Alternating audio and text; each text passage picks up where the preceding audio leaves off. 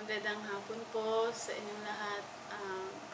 Ako po si Mrs. Jeanette P. Robles. Naka-admit po yung anak ko dito sa PGH. June 27 po na-admit dahil po sa kanyang kalagayan. Pinanganak ko po siyang may hydrocephalus and myomeningosil, which is yun po yung tinatawag nila ngayon na Chiari 2. Naoperahan po yung anak ko nung baby pa po siya, 2 weeks baby. Nilagyan na yung shunt insertion po, and then nung 9 months po siya, inopera naman po uli ni Dr. Lapid yung sa likod po niyang bukol. Ngayon po, sa awa ng Panginoon, na-overcome naman po ng anak ko, lumaki po yung anak ko, nag-aaral, sa tulong po ng Panginoon.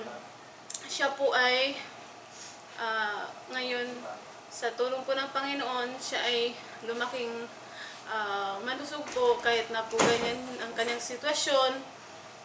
Yun po, nakapag-aral naman po siya. Yun po, sa sawing palad po, nung 2 taon po siya, yun po yung huling pakikita nila ng kanyang ama. Yun. After po noon, after po noong 2011, yun po yung last po nilang pagkikita ng kanyang tatay.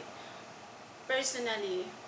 Pero pero nagsusupport pa rin po siya hanggang 2015 po, pero ni-stop na po kasi may iba na pong pamilya.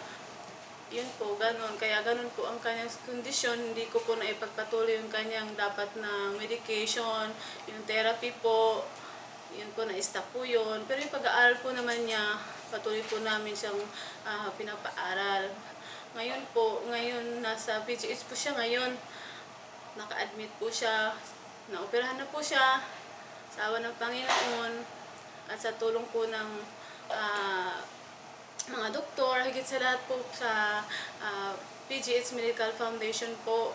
Ako po ay nagpapasalamat po talaga ng malaki, ng taos puso ko po. Alam ng Diyos na yung aming sitwasyon po ay mahirap lang po. Pero sa tulong po ng Medical Foundation po ay napakalaking blessing po sa aking anak.